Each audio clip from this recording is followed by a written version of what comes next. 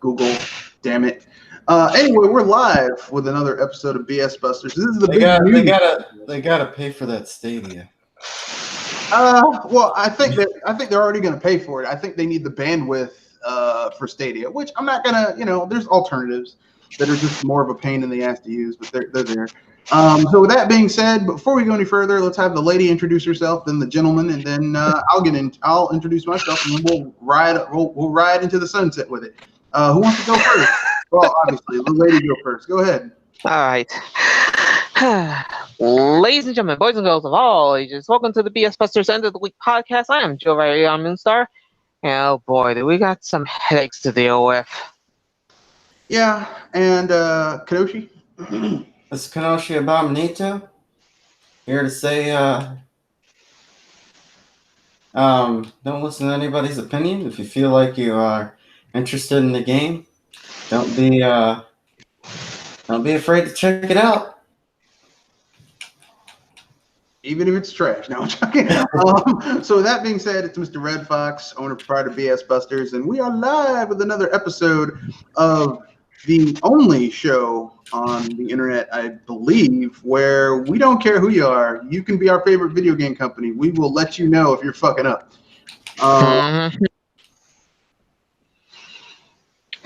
So with that being said, I guess we should get the downer news out the way first of the news of the week.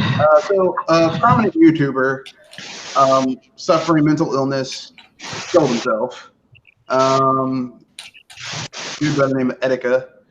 That's his moniker. His real name is something else, which I'm not looking at the particulars right in front of me. But he was acting. He was behaving. I mean, all of the warning signs were there, behaving very erratically in terms of, like, for mental issues, but like no one kind of knew exactly how far it was going to go. And there we go. It went far. Yeah. I'll just say this. It's sad knowing that somebody needed help and nobody knew, or nobody knew if they could help them. At least as far as I could tell. Well, sadly, there's such a stigma of helping others, or helping yourself, or asking for help. Yeah, there's such a stigma with mental illness in this country, especially amongst people of color. Like, I mean, I know it's kind of a stigma a lot, but amongst people of color, there seems to be almost like oh, you're crazy. It's like, but what people don't realize is that your mind can be sick just like your body can. Like, just like you might have a bum knee or cold, your mind can be sick too. And yeah. In short, everybody has a sanity meter as well as a health meter.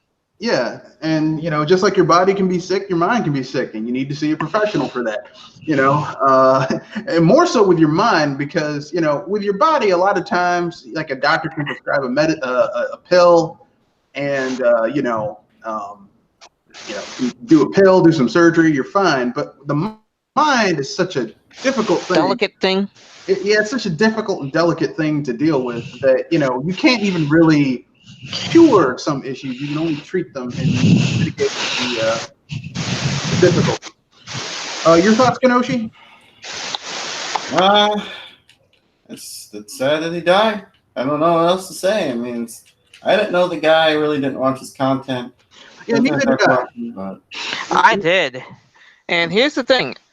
I sometimes saw it and had a good chuckle, or actually was entertained, but I actually was worried and, stopped watching him because he started to seem a little more unhinged. Yeah. Well, here's what I'll say about Etika, and I'm just going to keep it real. I'm not going to be like those people, like when Satoru Iwata died, that like a week before they were like, yeah, fuck this guy, he needs to leave, and then he died. Okay, I'm joining you on this.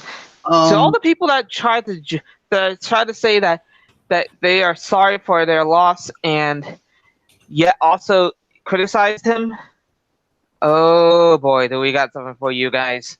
Well, 2 middle fingers. Well, I mean, I'm not going to go that far. I'm just going to say you can criticize someone like the way someone's handling something, but I mean, the man had put in his he has paid his dues, right?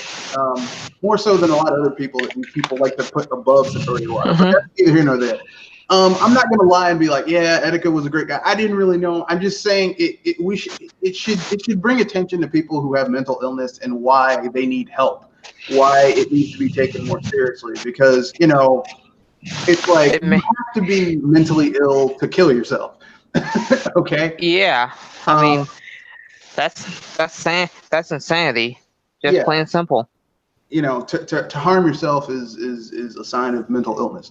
So with that being said, now that we got that downer out of the way, because it was a downer, I guess we can move to something brighter, or at least easier to deal with. So EA, yet again. Oh God, what did it happen this time? So basically, I did 2 videos about this. One video.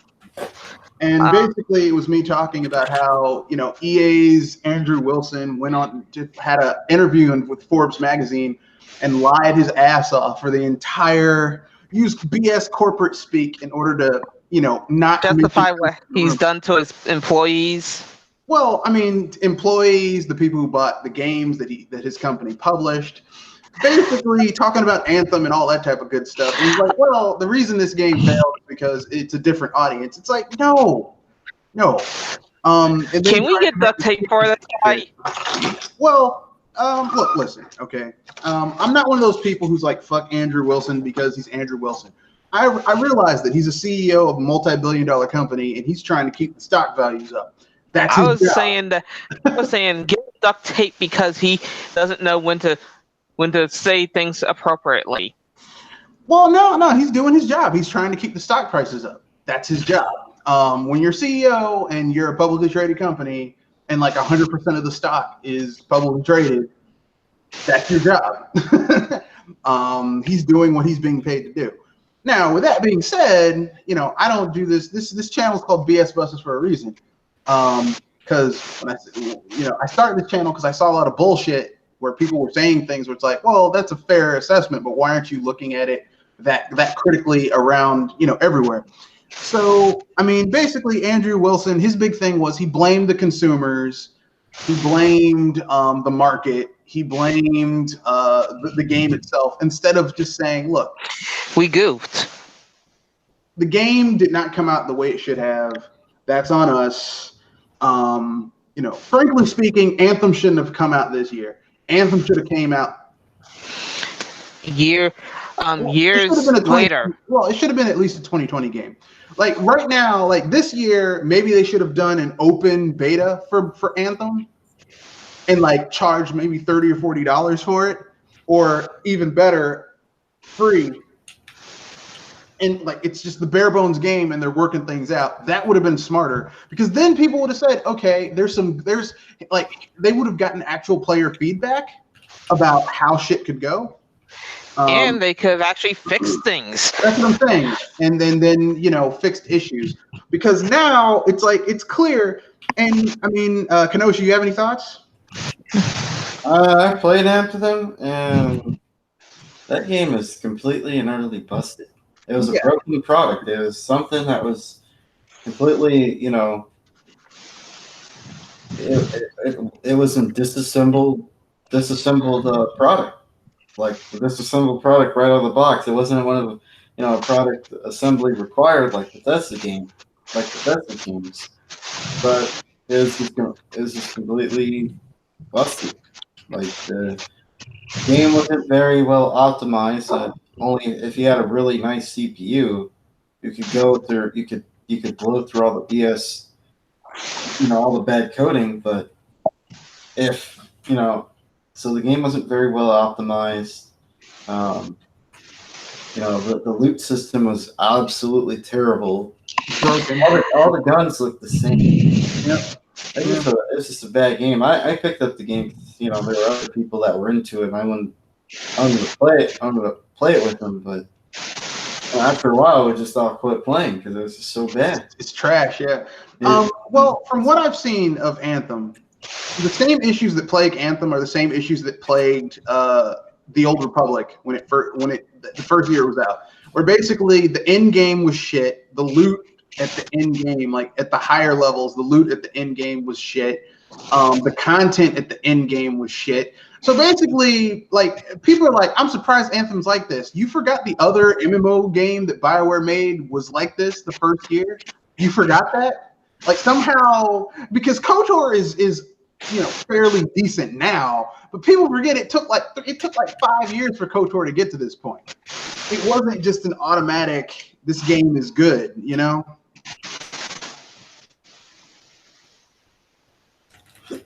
Yeah.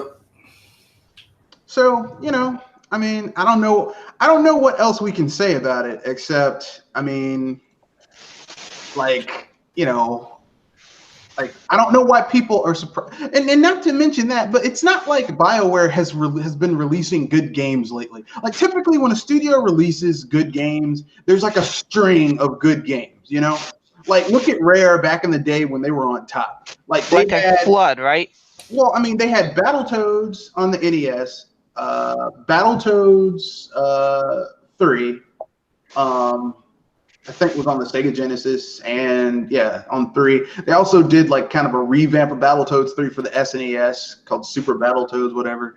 Then they did Donkey Kong Country 1, 2, and 3. All 3 of those games, even the weakest one, Donkey Kong Country 3, still pretty damn good. Killer Instinct.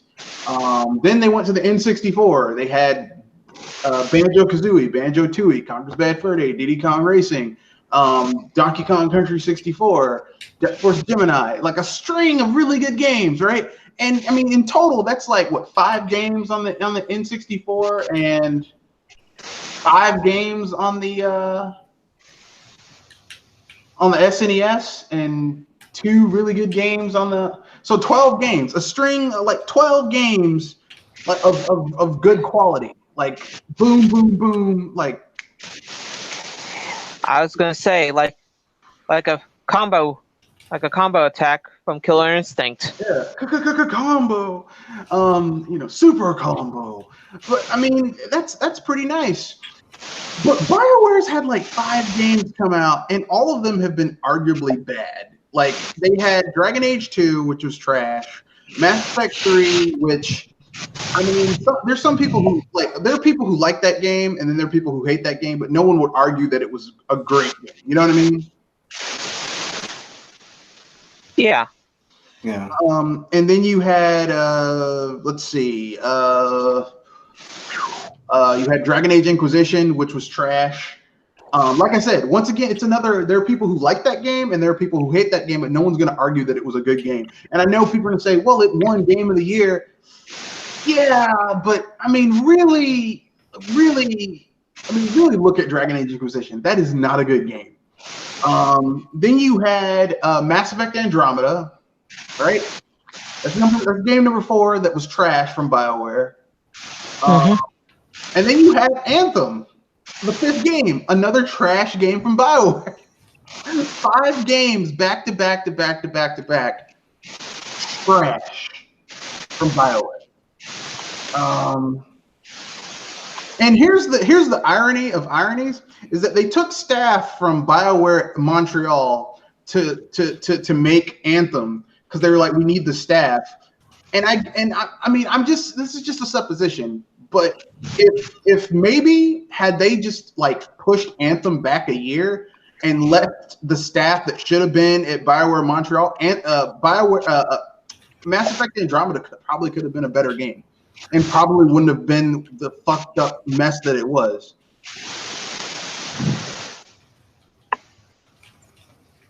Ironic, isn't it? Yeah.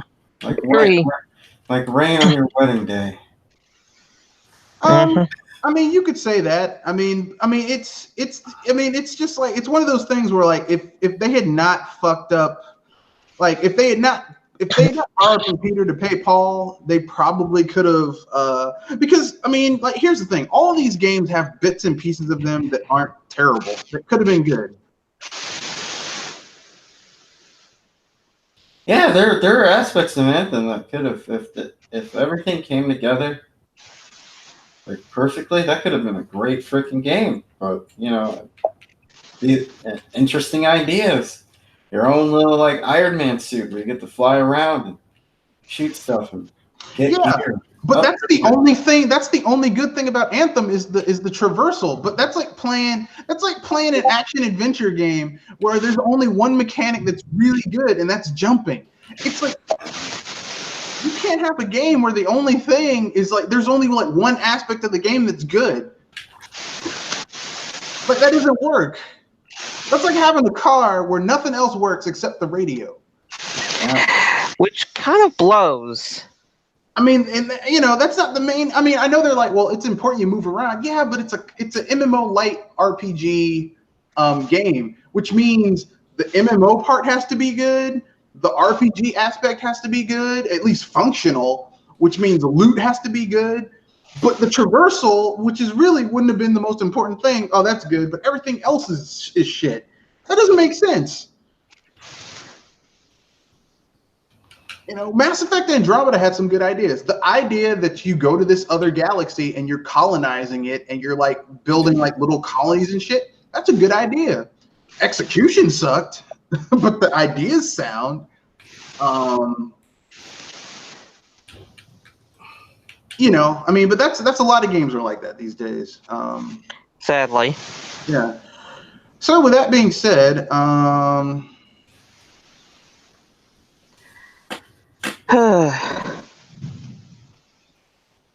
I guess we can move on to the next fuck ups in the arsenal. 2K CEO. What is it with CEOs and their mouths? Well, he's doing his job. He's trying to keep the stock up. That's his job. Especially a publicly traded company. So 2K CEO fucked up yet again.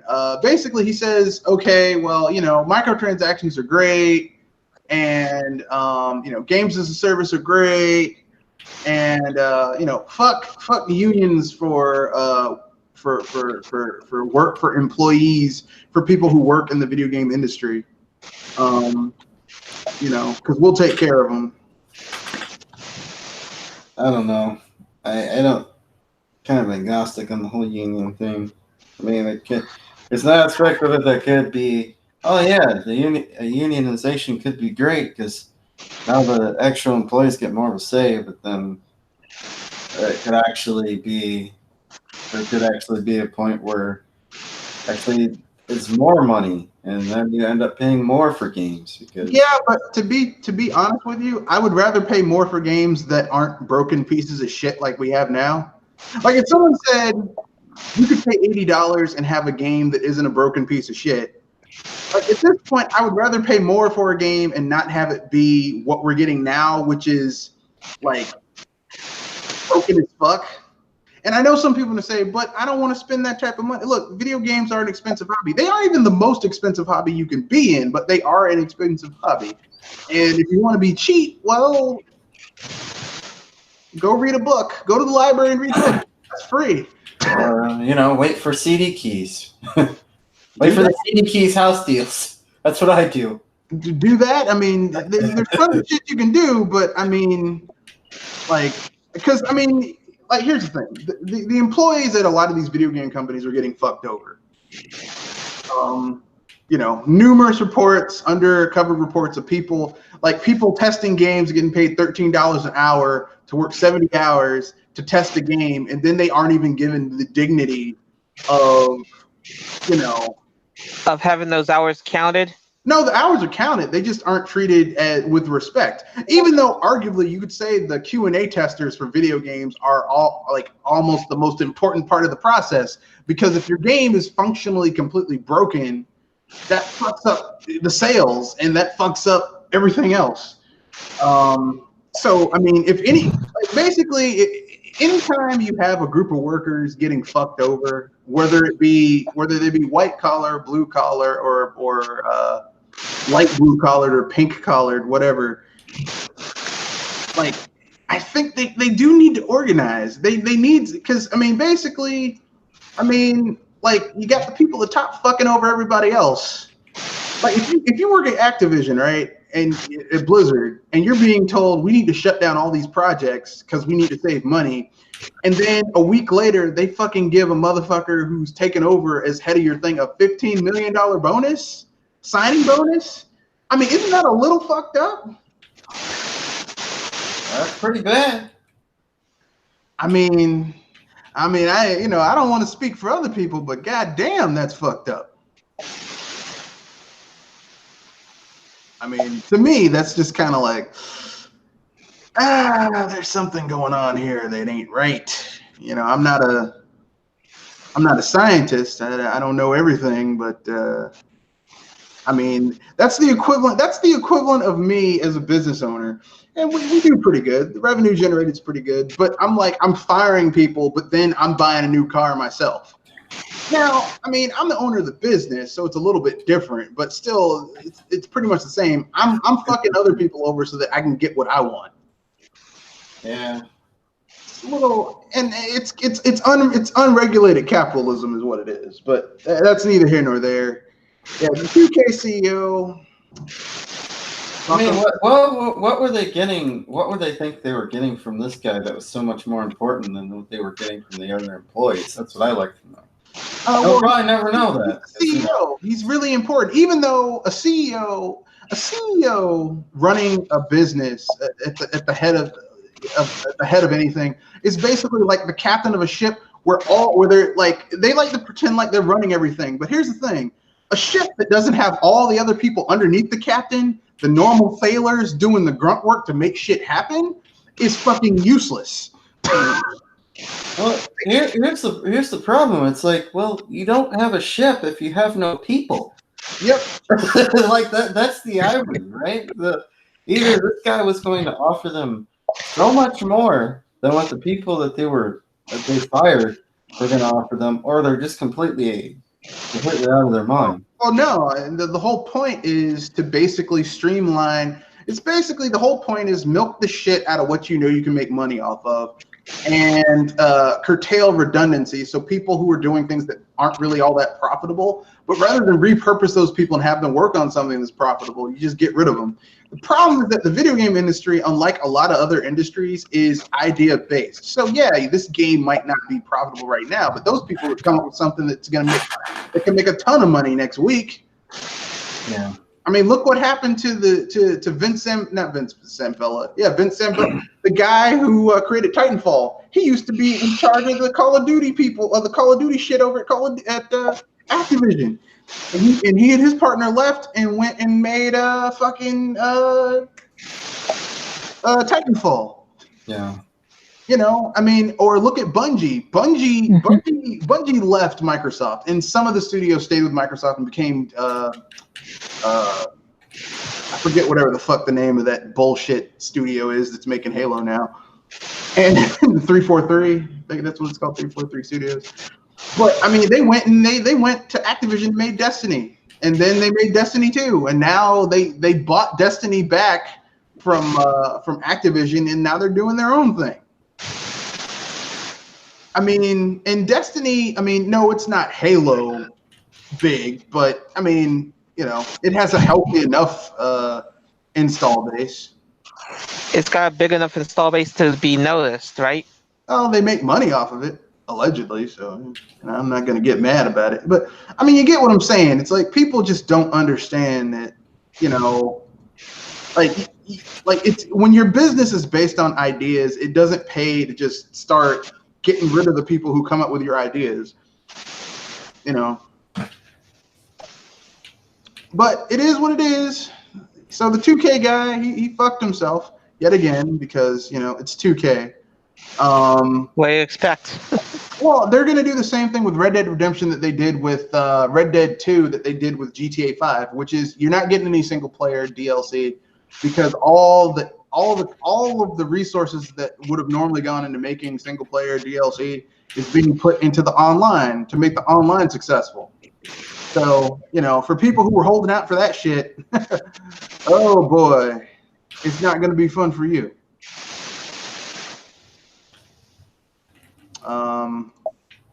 Let's see, what other... Okay, our next topic is our thoughts on games as a service. Oh boy, where do we begin? Oh, Go first. I'll say this. I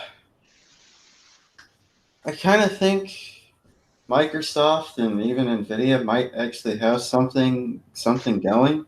Because the thing about the Nvidia Now service that I became a beta member of is that you stream games that you actually already own. So you stream games from, the various launchers, such as, whether it's Origin or Steam or whatever.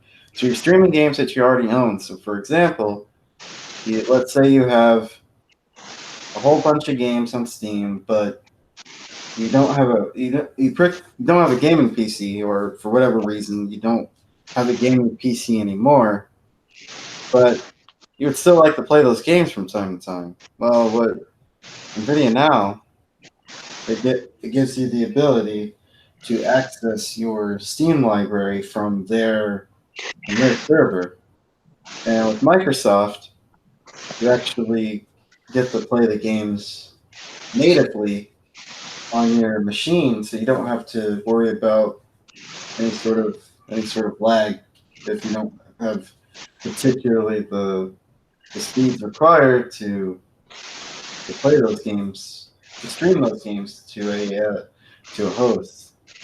But what Stadia is doing is just completely BS. So, $10 a month, and you don't really get any particular deal I'm not aware of.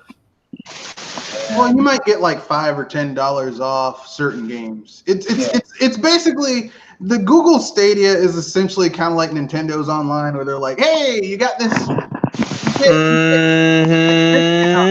and the discount's like, "Yeah, you give us $100 and you can choose from these like 5 games from 2 of these 5 games," and it's like. That's only like $20 off. That doesn't really feel like a deal. The thing about the Now service is that if that service goes down, you still own those games. So the NVIDIA Now service. So you still own those games. It's not like you're losing those games like you are with Stadia. Well, with Stadia, it's access to those games.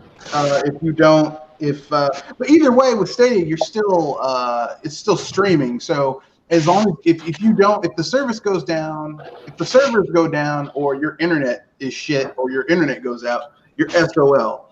I will give Microsoft this much credit. You download the Microsoft games to your system, so as long as your account is in good standing, you can play them whenever the hell you want, which is actually pretty nice. Yeah, I mean, I get why Microsoft, you actually, if you abandon the service, you can't, pay it anymore or whatever, you stop and you lose access to those games. That makes sense. What, Microsoft? Yeah. Well, Microsoft, it's like $5 a month. It's like $5. It's like $5. I mean, shit. Look, man, you breaking pretty bad if you can't.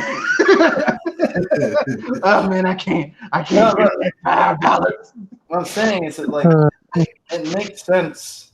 It makes sense to lose access to those games versus Stadia, where you have to pay the $60 on top of the $10 that you already. Well, that's if you wanna own that game. If you just want to play that game for a little bit of time, or play through it and then go play something else. I mean, I'm thinking that each of them has their pluses and minuses. Like Microsoft's shit, they haven't even gotten their PC gaming up yet. It's like for a lot of people they can't play it. So, Yeah. If your shit's not working, I don't care how cheap it is. You're SOL. Yeah. You're not. People aren't going to be, all happy to play it. Yeah, I get what you're saying. I personally have never been into the where you have a device and it's streamed to this to this thing. I'm not a big fan of that. Just on a personal level, I don't like it. I don't like it. But with that being said, mostly because I like to hack my games, and you can't really. A lot of times you can't do that when they stream it. That's the thing about the whole idea of moving on to like or you just buy a dummy terminal. I find the whole process of, for example, PC gamer. I find the whole process of actually picking out your parts and building your machine. I find that pretty fun and fascinating too.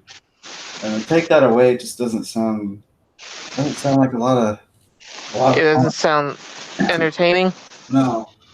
Well, I mean, it boils down to what type of PC gamer or PC person you are. Like, I've built PCs in the past, and really, it's never been easier to build a PC because all you really need is a motherboard, a CPU, a hard drive, and memory, and a power source. And you're basically, at that point, I mean, aside from the other side stuff, like, your thermal cooling gel and like the various wire connectors, because sometimes they might have slightly different. Well, I mean, if you have a decent fan, if you have a case that's fairly decent, like a simple fan will handle it. Although if you're doing like hardcore gaming stuff, like if you're one of those people who has like 2 monitors, and you're fucking like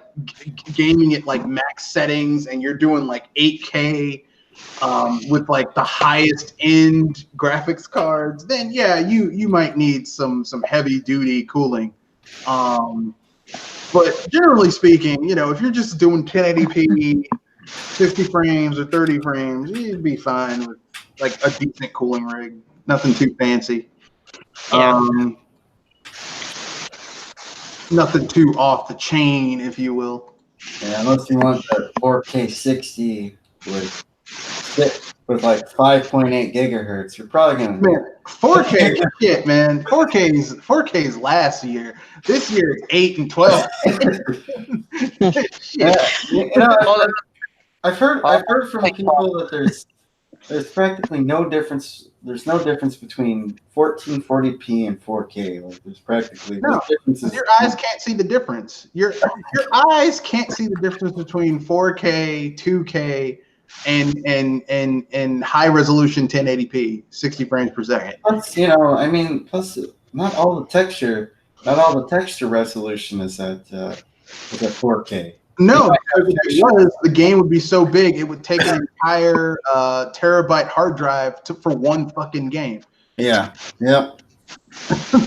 I mean, they're trying to get to that point. they're trying really hard. They're trying so hard to get it to that point.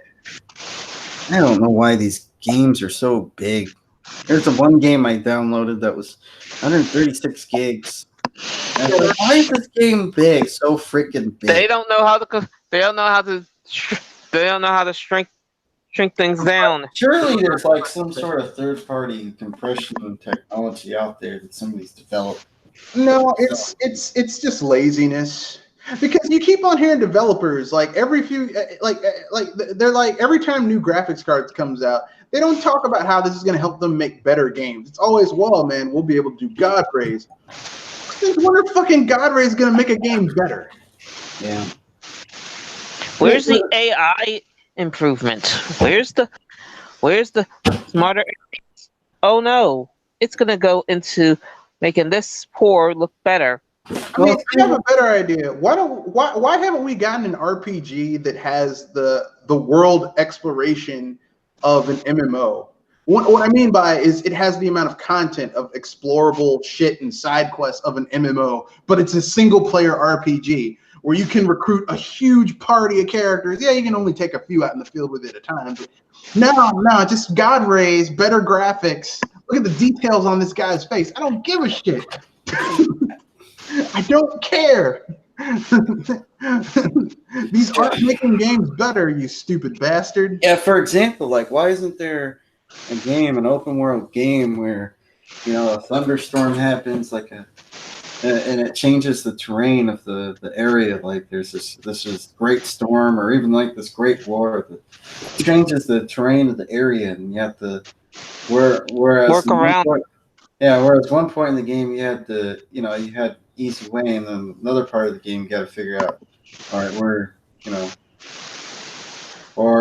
just different using the graphics to actually using graphics and game design, in tandem with each other, rather than focusing too heavily on just graphics. Making We things got look pretty. pores on these people's faces.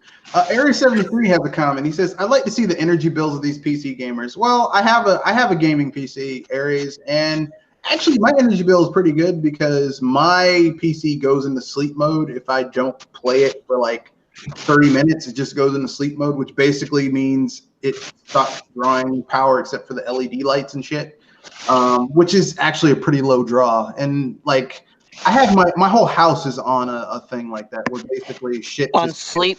It depends. It depends on what kind of build you have, because some people there is a I know this is not a gaming PC per se, but Mac's the new computer from Mac, I think it uses like 1 kilowatt. It's like 1 kilowatt power supply, which is 1,000 watts. What is that per hour? Something like that. That's and I know there's a motherboard that requires like 2 power supplies. Lots of a lot of these parts have gotten pretty energy efficient. So. Oh yeah, it's not like it was back in the day. Like back in the day, it was a some bitch, and people don't understand that. Yeah, PCs have gotten better. Like basically, the only people who really have PCs that use a lot of power are people who, essentially, if you're like someone who does a lot of rendering or music work, like basically where your PC is working really fucking hard to do something for long periods of time. And if you've ever built a modern PC within at least probably the last 5 years, they're significantly much more quieter now than they were back in the 90s. Yeah. The computers back in the 90s, when you turn them on, it sounded like you had to scream at people. Hell, I remember when people wind tunnel had a turbo button. And what people didn't understand is that overclocking your PC back in those days, and even now, every time you overclock a processor, Something's gonna break. Well, no, you're fucking it up. Yeah, you're getting better performance, but you're fucking it up. I said something's gonna break from it. Now, some CPUs have more resistance when it comes to overclocking. Oh, yeah. That's how they advertise them.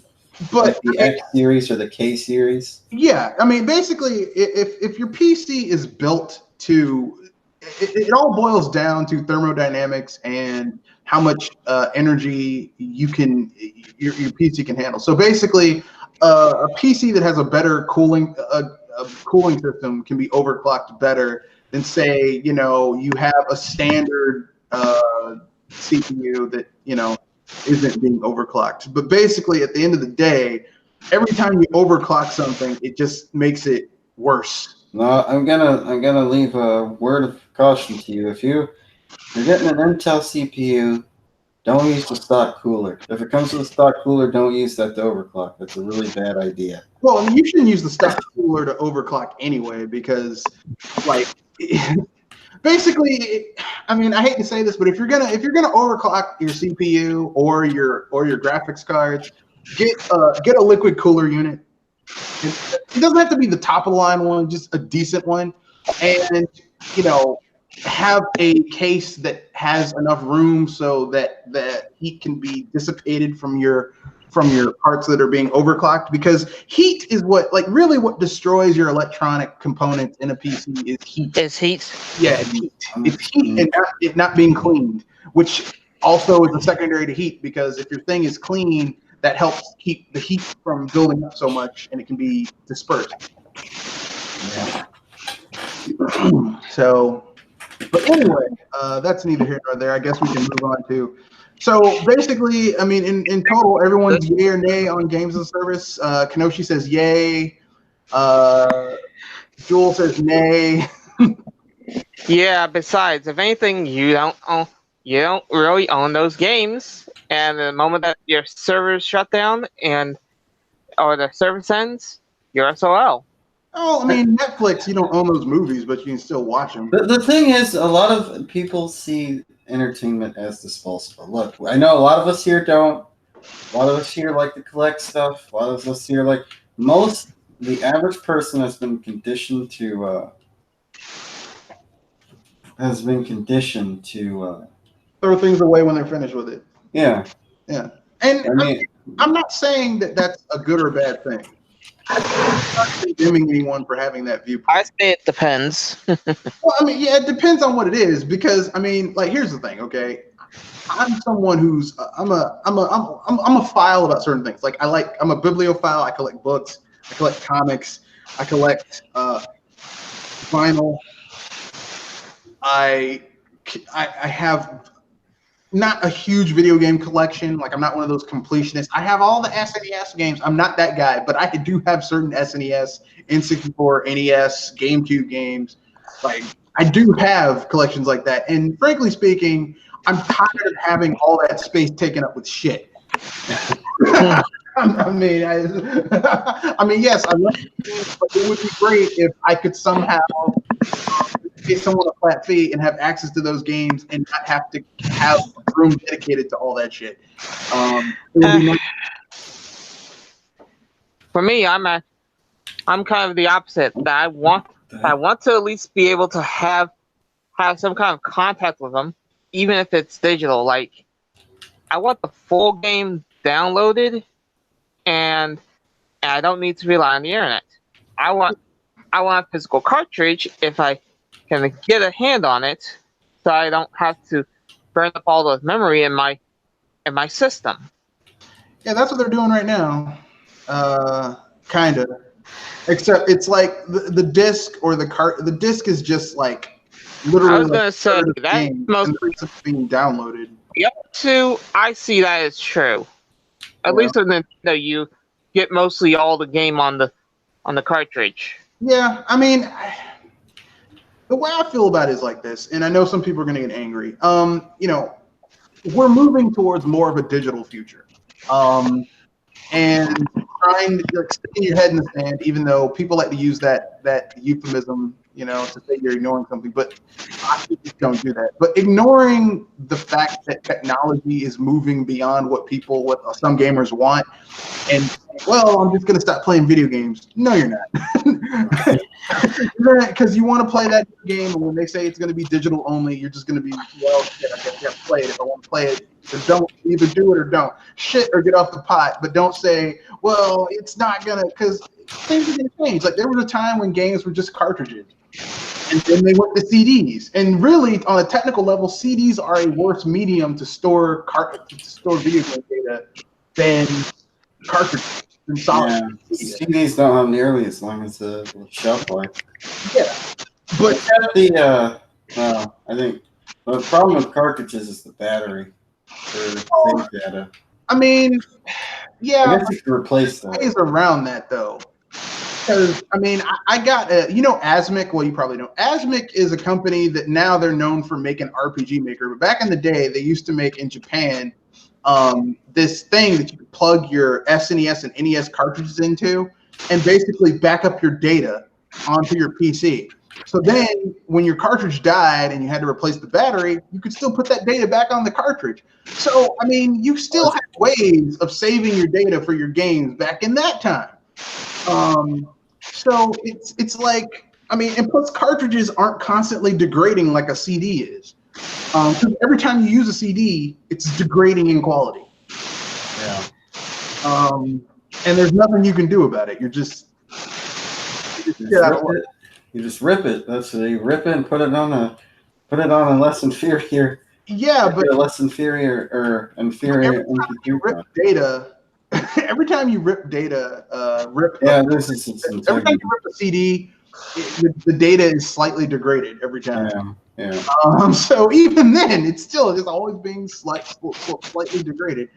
But anyway, as I was saying, yeah, I mean, I'm kind of 50-50 on games as a service. I think if it's handled properly, it could be awesome, but we're not there yet. Yeah, that's where I'm at too, 50-50.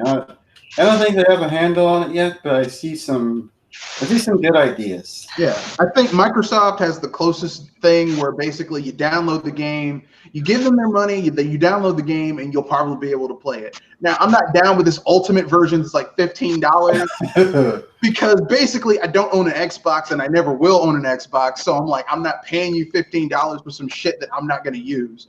But $5, sure, why not? $5 a month, why not? That's okay. But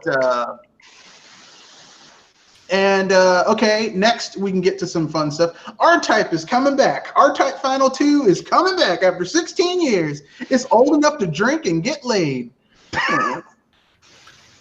Which is kind of a surprise to hear that they're coming back. Yeah, because I thought R-Type Final. I really did think that was the final. Is that a bullet hell shooter? Is that one? R-Type's not More really like hell. more like a scroll shooter. It's a side-scrolling shooter where you have to memorize when enemies show up, but it's not bullet hell. The screen isn't full of bullets. It's just like, Which is a good thing because some of us have bad memories of being swarmed with orb after orb after orb. yeah, R-Type's more like a lot of memorization of knowing when enemies are going to pop up and how to use your force driver. In R-Type, the force driver is the name of the option that you get that basically lets you use your special abilities in the game, like your special weapons, like your laser, your Kind of like your your super meter, right? what? Kind of like your super meter, right? No, it's not like a super meter. It's kind of like trying to find an appropriate.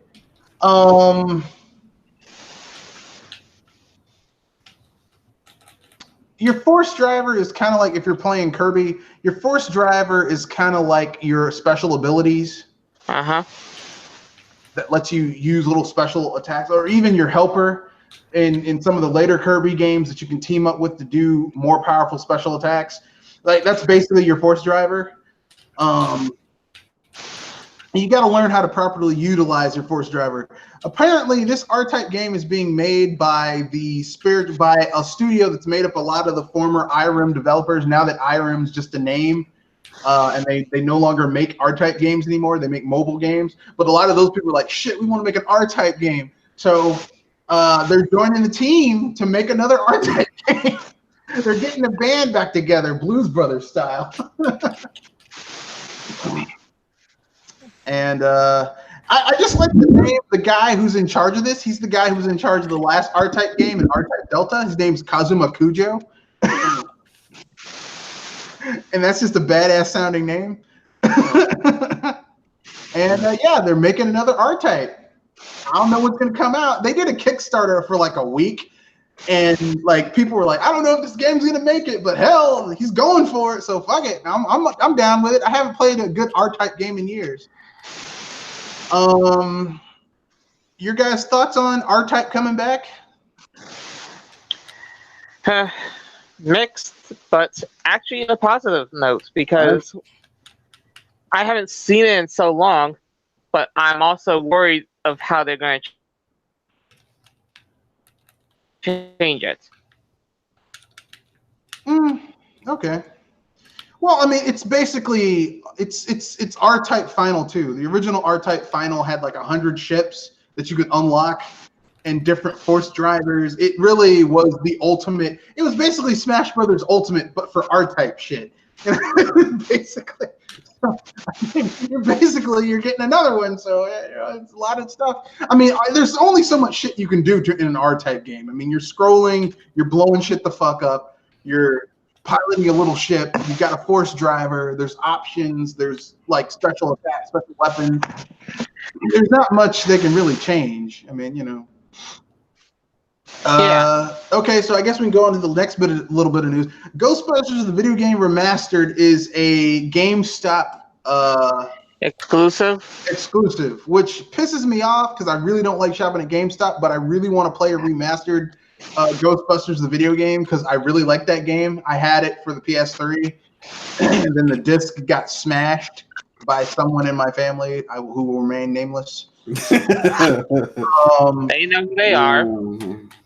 Well, they aren't listening, and I kicked their ass. So, but, it's like you motherfucker. yeah, I was saying that they know who they are. That did the dirty deed, so they should know that that you still remember them. And I'm a Ghostbusters fan, so when I heard that this game was coming out, I lost my shit. Because it's literally like you wanted a Ghostbusters 3, you got a Ghostbusters 3. It has Harold Ramis doing voice work, Bill Murray, Ernie Hudson, Dan Aykroyd. It's basically Ghostbusters 3, the movie, except you can play it, so it's a video game. So which is fun. Wanted, yeah. Plus you get to create your own character, the newbie, the rookie.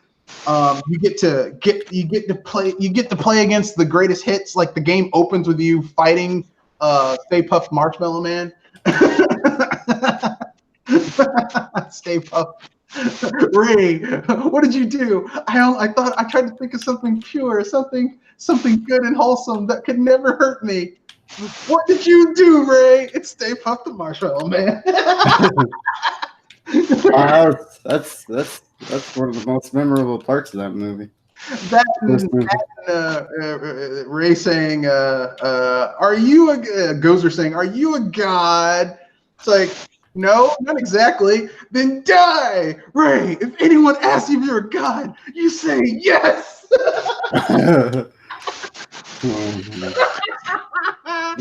I would make the joke of what? Anything. Ghostbusters, like everyone hates Ghostbusters 2, but I think, like, really that movie was kind of funny. Yeah, they went the giant Statue of Liberty. That was great. They saved the day with Jackie Wilson's "You Lift Me Higher." Come on.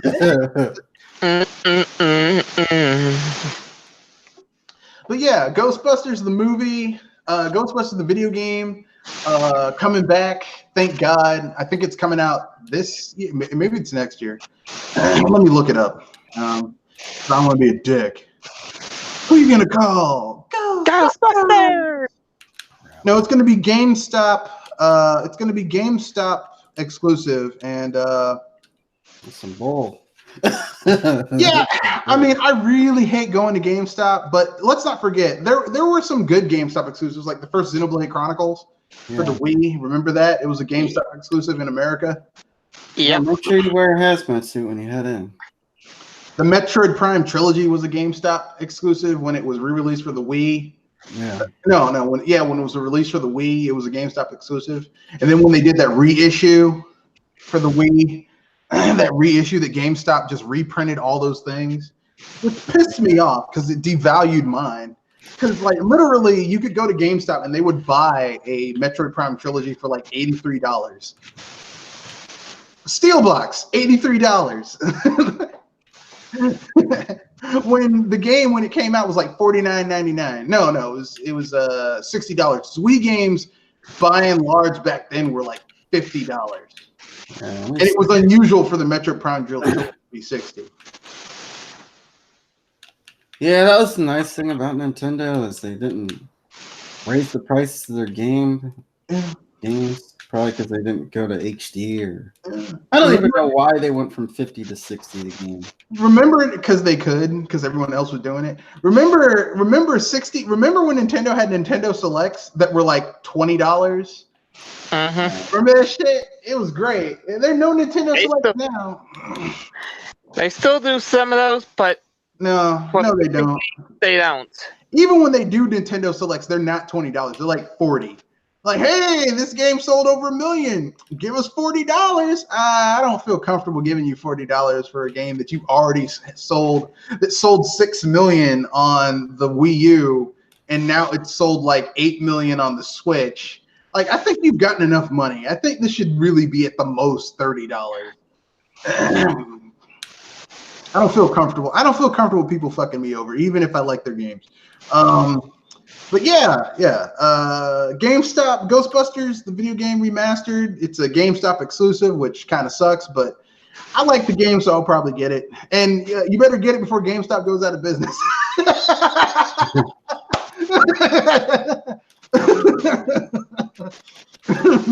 Sorry.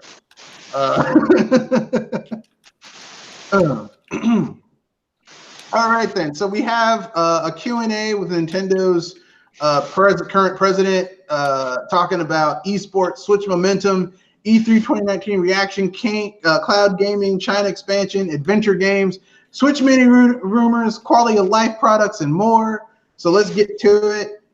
This is from Shintaro Furukawa.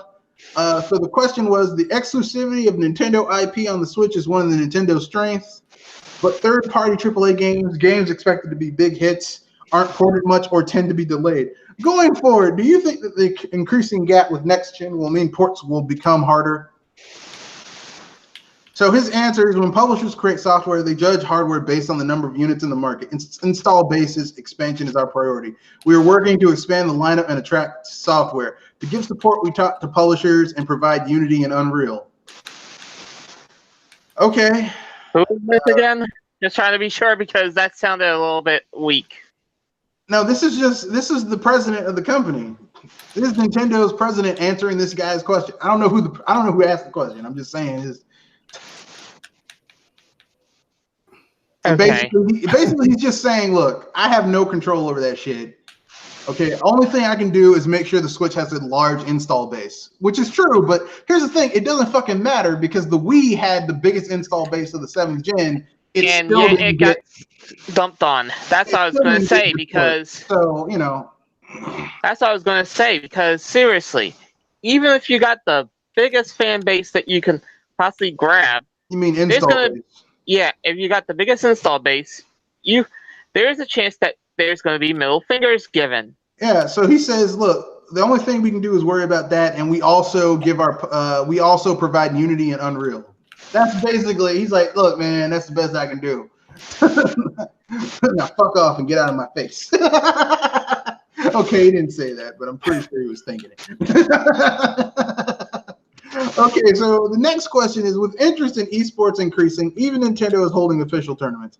The Splatoon 2 tournament is shown on Nico Nico Video. There are lots of comments on the contestants' appearances, and the hosts and the camera react to these. This doesn't make people happy. Do you approve of this, or will you do something about it? Explanation. In Nico Nico comments, there tend to be comments lacking morals, particularly in regards to the appearance of female players. The camera then zooms in on them, and the commentators chime in. So you mean to tell me that America doesn't have a monopoly on insensitive asshole dicks on the internet? How dare you, sir? Look, we're America. We're #1 of assholes. You can't hone in on our assholery. I was making the joke that it was impossible that we are not the #1s. Yeah, it's impossible. While we can't get into specific details about what we plan to do about it, I can tell you our thinking on esports. Yeah, he's not going to tell you that we're going to send some Nintendo ninjas to these people's houses and punch them in the balls, because you know it was some dudes. Probably a dude who hasn't been laid ever. Seeing a chick that's hot, he's like, man, she plays video games and she's hot. She should be with me. You're a loser, dude. Oh, shit. That's why she's not with you, because you a loser, son. We think that tournaments that get many people excited are one way to enjoy games. Nintendo's held tournaments for multiple games before. Our company wants to continue to make people smile and create interesting games with those who have none through tournaments. We want to hold appealing tournaments that take your point into account. So basically, it's him just saying, look, I can't do anything about those people saying shit because it's a free country, but we can do something about entertaining the masses. We want people to have fun with the games, because that's how we make our money, and we won't let people fuck with our money. I get out there on the street and get me some cash. What will Switch sales be like from this point? It feels like the sales circumstances are like those of the Wii when it was a hit. Think about how sales of the Wii dropped off. Will the same happen to the Switch? Answer: sales are doing well and outperforming the previous term's results in each region. Not only are new titles becoming big hits, but previously released titles are still selling. The business is remaining healthy. We had a good response at E3. With continued investment in appealing software and improvements to our network services, we want our products to be enjoyed for as long as possible. Many people enjoyed it.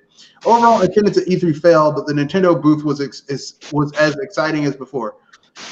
People at the New York Nintendo store were excited with each announcement. Now, I mean, he didn't say anything new that we didn't already know, except for the whole Nintendo people at Nintendo New York. Because who the fuck's going to go to the Nintendo store at New York and be like, man, fuck that game. Fuck this system at the Nintendo New York store? That's like going into a Crip neighborhood and saying, fuck the Crips. Really? You need a lot of orbs in order to pull that off. You need balls of steel. You need balls the size of Jupiter, a pair of them. That's the largest planet in our solar system, by the way. I just let you know that. Nice reference. Yeah. So Q4. This is the fourth question. Your entry into smartphone gaming, gacha monetization, VR, etc., were met with initial negativity and late entry. Google, Microsoft, and Sony are working on cloud gaming, leading to speculation that consoles might go away. Aren't you late to the cloud? What will you do? This is where he pulls out his dick and he's threatening. No, I'm joking. We don't believe that all games can be moved to the cloud right now. However, we do think that cloud technology development is making definite advances. We need to address changes in the environment. If advances in technology increase the gaming population, then the number of people we can reach with our game console business will also increase. In the midst of that, we think that continuing to offer entertainment unique to hardware and software should be our top priority. So basically, they're aware that it's changing, but they're going to keep on trying to, provide Nintendo experiences on Nintendo hardware. Basically, is what he's saying. In short, we don't care about the cloud. We care about what you grab, and you better be grabbing our stuff. Yeah, basically. So here's something from Miyamoto, because it wouldn't be a Nintendo meeting without Miyamoto here, because it's fucking Miyamoto. So Miyamoto says, we were the last to enter the AR and VR networking. No, you weren't. Forgot the virtual bullet. It's not that we're following, but first we set to work. We take time to develop something that customers can play comfortably and safely. We think that the price of Labo VR and the length of playtime both feel comfortable. Going forward, we want to announce other things that can be used with peace of mind. We won't drag you on showing things 3 years out. This year's E3 was for this year's titles. We don't know what will come of the cloud. The age of all local processing may end, but there will still be interesting things done that way. We don't take the approach of doing what other companies do and asking companies to choose Nintendo because we can too. Because we can too. Nintendo creates businesses that don't have competition from other companies. If there are big hits, some won't be so big, but the next big hit will make up for it. We talked about audience expansion, but Mario 1 reached 300 million downloads. And only like 10 million purchases.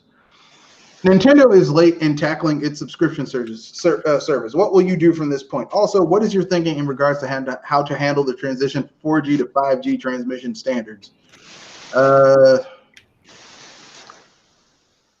Their answer is subscription services are expanding even beyond the game industry. We're delivering NES games for the Switch. We'll need to keep expanding for each type of content. We will expand while thinking about what titles are appropriate for the subscription. And there's a whole bunch left here. I think I will save that for for another day, for a later thing, because there's other shit to talk about, and we only have less than 30 minutes left on this podcast. But it's a really good Q&A thing. You guys should check it out. Check it out if you get a chance, because it's some good shit in there. Let's see, where else are we going with this? Yeah. So that was all of it.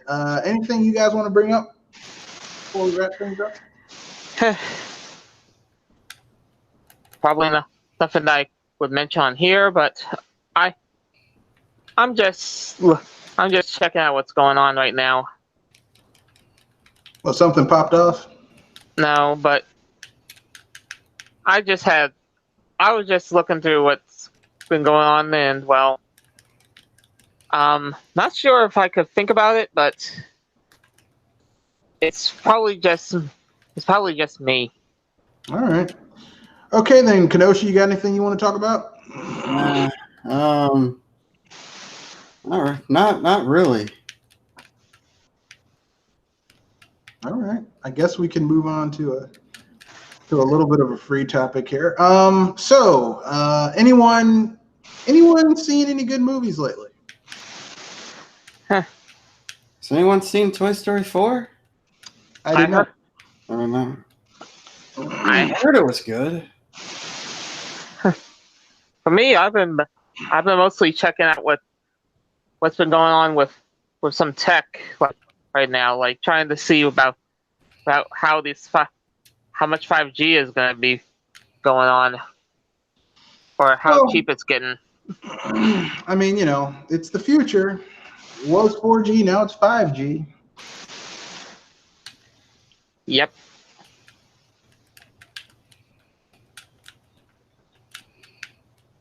And people are going to get mad about it because people always get mad about everything that pisses them off.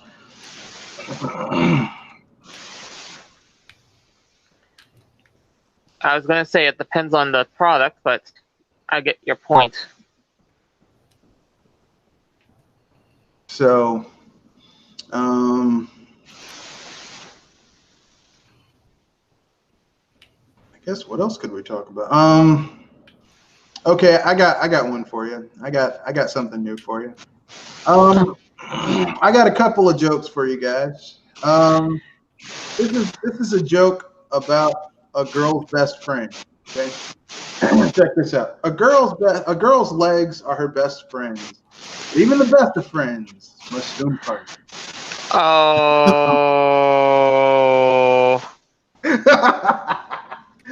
That's a Red Fox joke. No, not my joke. Red Fox, the guy who played Fred Sanford on Sanford and Son.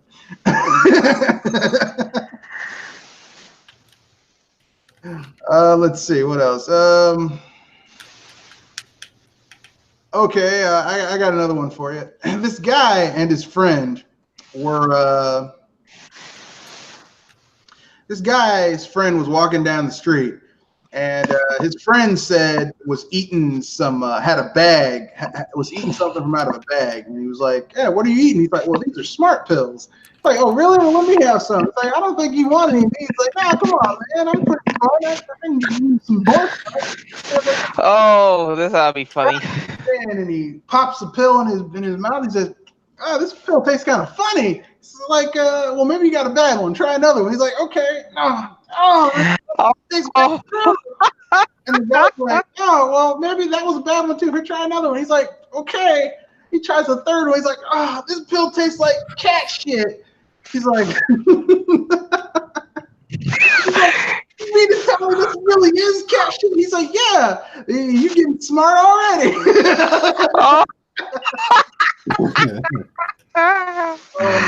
Oh God. Yeah. That's worse than the semen joke I heard. Oh yeah, I just remembered something. Great big. People are pissed off at the Steam sale because of the little games that they like to play at the Steam sale. It's kind of stupid. Yeah, and everybody feels like, well, what's going on? Because they feel that the game's rigged or that they're getting cheated. And all sorts of nonsense is going on over there at all those little games. Those racing games. Yeah, it is kind of stupid. It's not the worst thing, but it's not the worst Steam sale. It's just not very good either. It's kind of in between. Yeah. It's not terrible. It's not good either. It's kind of in between.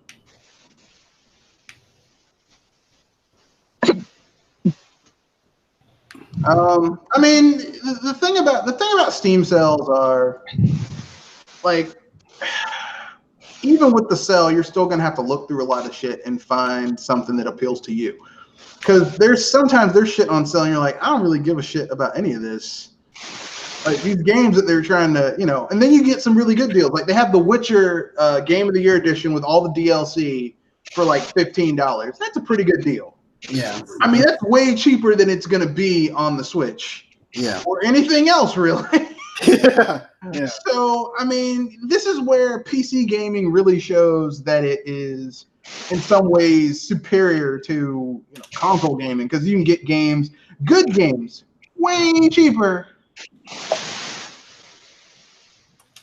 than you would ever really get them at other places. But, you know, it is what it is. So let's see what else. We got another 20 minutes to kill. So I guess I can talk about some movies that my last day of teaching my movie course to the kids that I teach to. I showed them their last day of school. I showed them a movie because, you know, I said, I'm going to show you the movie that made me love movies. I showed them Eraserhead. Viewer discretion is advised. Oh, it's not really that it's not really that graphic. It's just it's one of those what the fuck movies. As I said, viewer discretion is advised because some people are not going to catch on to what the heck it is. It's one of those movies that's like, what the fuck is this? And I loved it. And then I showed it to these kids, and they were like, oh man, they were like, what the fuck? Especially the part where he unwraps the baby and he sees that shit in the baby's chest. Oh man, it was so great. I loved it. I love stuff like that. I like stuff that's like that. I love it.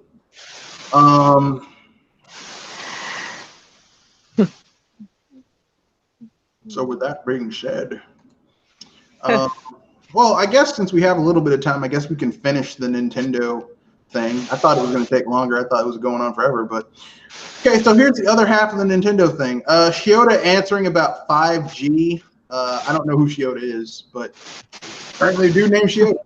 5G is getting attention because it sends a large volume of data without delay. We're looking into the technology. We just don't follow technological trends, but in conjunction, we also think about how to use them in business. If we can master using it and figure out how to do so, we can offer it. Even good technology can be hard to use if it's expensive. So Q6, the sixth question is, the stock went up in April when there was news of entering the Chinese market. While there's risk of withdrawing due to the government policies, what's your thinking? They say we're working with Tencent on releasing the Switch in China. Tencent is the largest company in the Chinese game business. We think since cooperation, we will be able will allow the business to reach its greatest potential. We will announce timing, etc. when we're ready. Release timing, etc. when we're ready. So another question is regarding software development. The Switch is doing well, but I like software release that speaks to you for 10, 20 years. Famicom Detective Club still gets me even after 30 years. Is Nintendo situated to be able to create adventure titles? This includes developers overseas. So this is from Takahashi. I think that's Tezuka Takahashi. So within Nintendo Worldwide, there are several thousand development staffers including at second-party software companies. There are many producers with fields in which they're strong or not, but they sometimes make titles in genres they usually don't. In regards to working abroad, there are people who can speak Japanese, and there are also bilinguals in our company. They sometimes act as go-betweens, but when we actually meet to develop, we say, let's develop in Japanese or let's do it in English. Miyamoto says, we're making games that won't be embarrassing even in 10 years. People may say that we just make things in series, but we do succeed in continuing series as 30-year brands. We also make one title series. Adventure games are honestly tough. We made lots in the past. Adventure games are now mostly voiced. Along with text, the cost of localization balloons. Further, younger gamers don't enjoy them. Ace Attorney and other adventure game titles are still anticipated, but understand that it's difficult to make them mainstream. We've been co-developing overseas for over 20 years. Even compared with the competition, I think we've become good at working abroad. Even the number of foreigners at NCL has increased. Developing together in affiliation, I feel that we've become globalized. So there have been rumors of a new Switch model for the past 6 months. Are you developing such? It says, we're aware of reports. Answering rumor speculation would take away any surprise and wouldn't help you shareholders. So I can't answer. Generally, we're always developing new hardware. There's a question about the quality of life business. In regards to entertainment with sleep, there hasn't been any news for a long time. Is it connected to Pokemon sleep announced by the Pokemon company the other day, or is there something? Their answer is, a while ago we announced that we were trying a new business developing a product that would increase quality of life. Development is continuing. We cannot yet proudly announce it as a Nintendo product. Pokemon Soup is a Pokemon company not related to Nintendo's POL. We're almost done. We got 2 more questions left, and then we're finished. About N64 and GameCube software, what will come of your legacy release strategy? Can we expect the expansion of the Switch Online service? The GameCube had Kirby's Air Ride and other famous titles. They say, while I can't give any information about further classic hardware, etc., here we are thinking about expanding the NES software lineup on the online service and other ways of providing them. We understand your desire to play past products. About content regulation. On other platforms, there are cases of restrictions applied independently of CERO and other third-party organizations. What does Nintendo do? Nintendo, as do third parties, and their software applies for an objective rating from third-party organizations prior to release. If a platform holding company choose arbitrarily, the diversity and fairness in game software would be significantly inhibited. We provide parental controls that can be used to apply limits. Okay.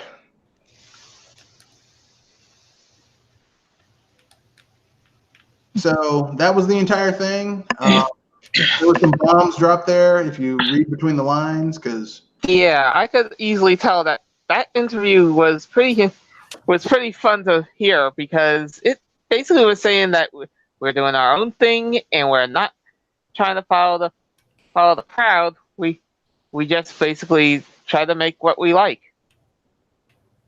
which is games. I mean, that was there. There was a lot of stuff where they didn't exactly deny anything. I was going to say it's more of a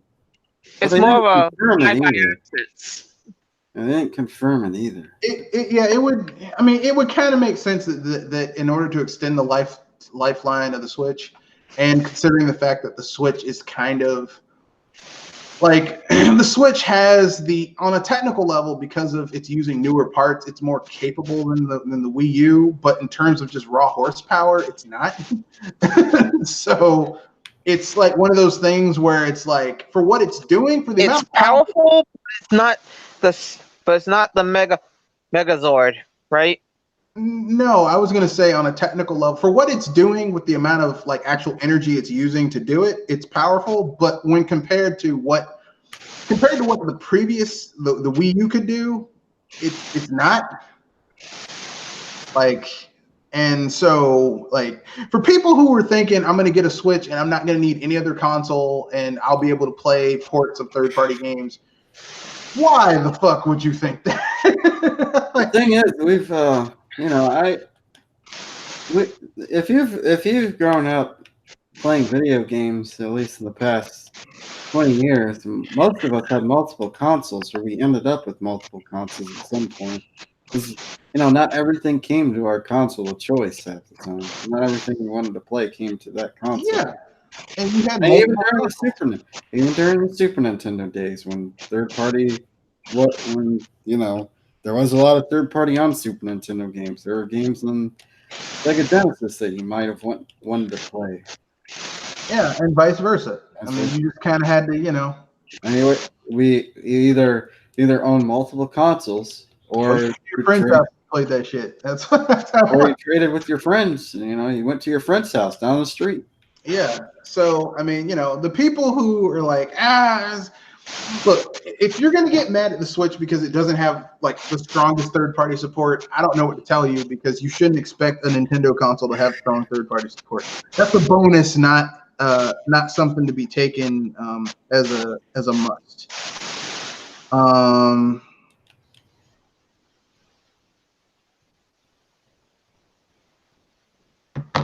Please understand, to quote Satoru Iwata.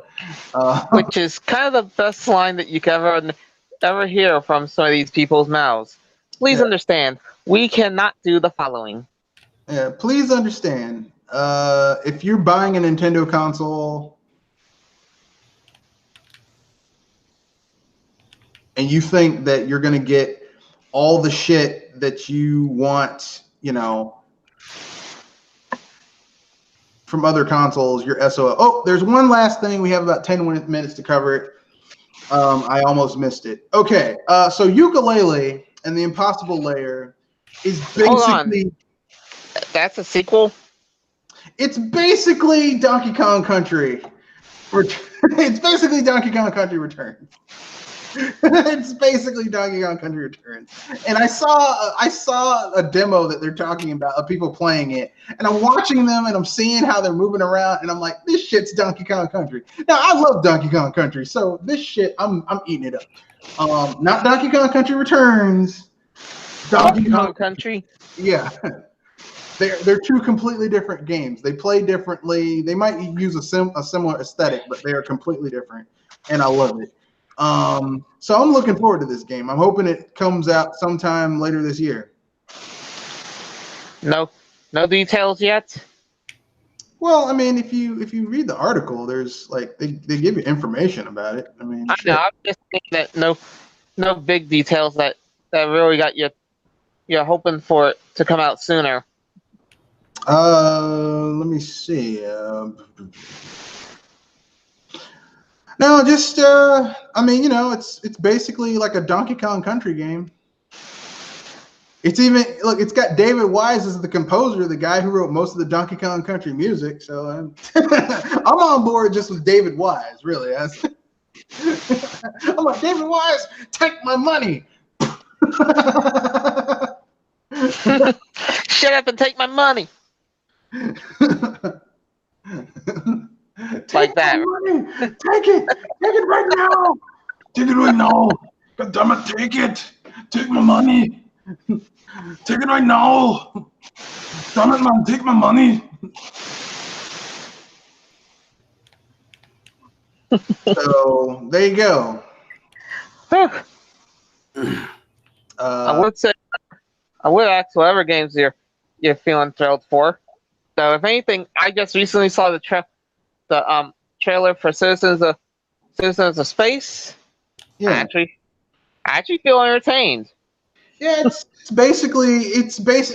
like I said, it's basically Paper Mario. If Paper Mario had a baby with the baby of Earthbound and Pokemon, you'd have Citizens of Space, and that's what it is. It's the sequel to Citizens of Earth. I think it's done. It's like the game isn't as polished as Citizens of Earth. It's buggy as hell. I think it would be buggy on anything you played it on. It'd be buggy on PC. Well, it's buggy on PC. It'd be buggy on the PS4, Xbox. I was about to say it's that bugged. Yeah, because Sega probably gave this studio a shoestring fucking budget to make this game. Which is sad, but that's what Sega's been doing lately. They're cheap. I was about to say harsh. Yeah, they're cheap bastards. They don't have any money. Well, they have money, but they're putting it towards other shit. I mean, you have to remember, this is the company that basically ran themselves to the ground with the Saturn. No, I was going to say this is the company that had the Yakuza series that basically used the same engine for like 5 games or 4 games. Like they just kept on reusing the same engine for all the like Yakuza 1 and 2 used the same engine. Yakuza 3 and 4 used the same engine. Yakuza Dead Souls uses the same like 5-6 games in the series. All of them are using the same fucking engine. So I mean, like Sega's development series cheap. They are fucking cheap. They are about as cheap as Nintendo studios, except they don't have the skill to make the shit not look as cheap. I was about to say that I thought they were almost cheaper than you. No, I'm pretty cheap, but they're cheaper. Like, okay. I'll give you an example. I'll give you an example of how cheap Nintendo is, but you don't really notice it, okay? Link's Awakening, they reused that engine again to make Link's Awakening DX, okay, Deluxe, right? Uh-huh. Then that same engine was used to make Oracle of Ages and Oracle of Seasons. Okay. Which is pretty cool. So they used one engine to make 3 games, more or less. Yeah. All right. Which I feel impressed about. The Link to the Past engine was used to make BS Legend of Zelda, and then Legend of Zelda: Secret of the Stones, which is like this weird saddle of view only game. Well, BS Legend of Zelda is also by saddle of view game too. So they used the Link to the Past engine. No, and the Link to the Past engine was also used in another game that was Japan only. So they used that engine like 3 times in a Legend of Zelda game. So, I mean, Nintendo, but you wouldn't know it. Like, you'd have to play those games to know it, or you'd have to see someone playing them to figure out, oh, they use the same engine over and over and over again. But you play the Yakuza games, and literally there's entire areas, especially the PS2 Yakuza games, where it's like, yeah, this is the same fucking game, basically. Location. It's same location, same shit in the location. Like, it's the same game. That's why the re-releases of the Yakuza games with an entirely new engine feel so different, because it's like a brand new game. It's like I can actually go up these steps and see what's on the second level. Oh, there's a third level. Oh shit, there's a fourth level. Because before it would just be an invisible wall.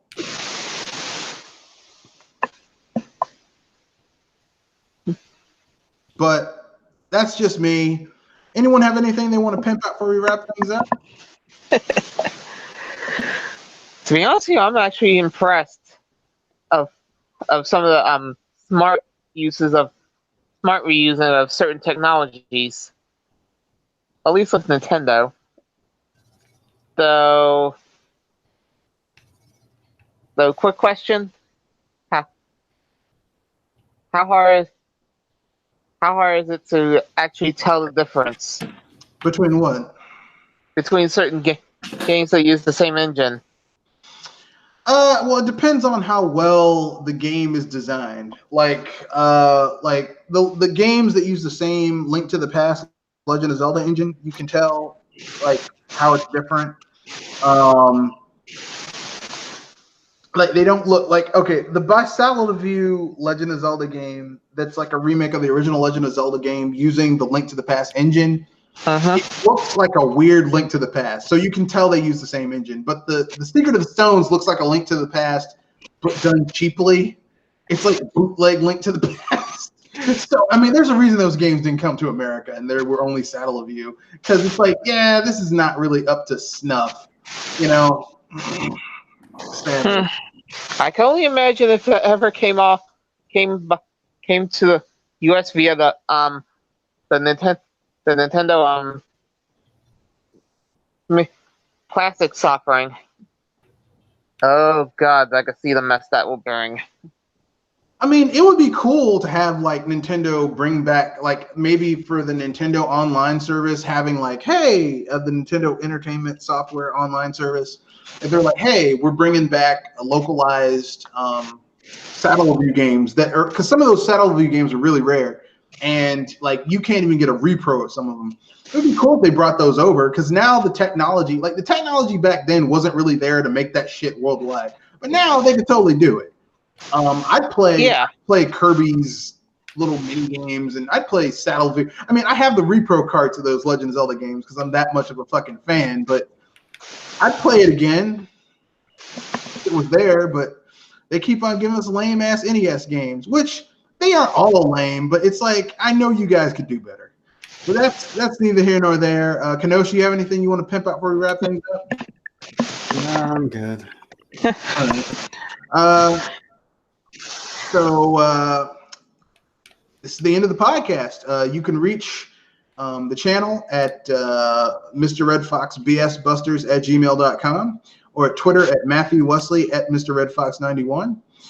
If you would like to be a member of the podcast, let me know via Twitter or Gmail, and I'll get back to you. If you would like to offer a topic suggestion, you can leave them in the comment section. I'm also putting out a all hands on deck. I'm supposed to create a Q&A section. A casting call or whatever. Basically, I'm doing a casting call because this Wednesday I will be doing Fox's Forge, and we will be doing 2 games on Fox's Forge. Creating the perfect Fallout game and creating the perfect Marvel game. And Ooh boy. for the Fallout one, I'm going to need someone who's actually familiar with Fallout to be in it. That's gonna be a little tricky. Yeah. So if anything, you're the Fallout authority. I'm not really an authority. I just, you know, I know a decent amount about it. So I need people who are familiar with it. If you would like to be that person, or you know someone who is, tell them to get in touch with me or in the comment section. We'll work something out so someone can be there. The Marvel thing will be a bit easier. Yeah, that's what I was going to ask. Like, is Marvel going to be any quicker? It'll be easier because I mean it's easier. It's easier to because Fallout is such a specific thing, and you have to be familiar with the older games and the source material in order to really talk about where you want it to go and what you would like. Whereas Marvel games, there's so many examples of good Marvel games. It's not really hard to think of like what would work. Like, I mean, like I'll throw one out right now. Do a beat 'em up called Street Level Heroics, Marvel Street Level Heroics, and you have 5 playable characters: Luke Cage, Iron Fist, Jessica Jones, Daredevil, and Spider-Man. Side-scrolling beat 'em up, kind of like River City Ransom, except with better graphics, and you go throughout the city: Hell's Kitchen, Brooklyn, part of New York, part of Uptown, Harlem, beating up people as one of those 5 characters. Maybe have 2-player co-op. Wouldn't be hard to do. You could totally pull that off. But you know, Fallout is a little bit more dense and cakier. So with that being said, if you would like to be a part of the podcast or have some ideas, remember comment section, Gmail, etc., etc. Kanochi, anything you want to pimp out before we wrap things up? Let's finish this computer. I just finished building a computer, so if anybody's interested in buying a computer, hit me up at either MeWe, it's Kanoshi Abominito, on Discord. Again, Kanoshi Abominito. So, yeah, that's about it. All right. Remember, rate, comment, share, subscribe. Ding the bell icon. We do podcasts every Wednesday and Saturday, 7:30 p.m. to 9 o'clock p.m. Eastern Standard Time. I also try to drop videos when I'm inspired to because I'm just busy so much. But with that being said, good night.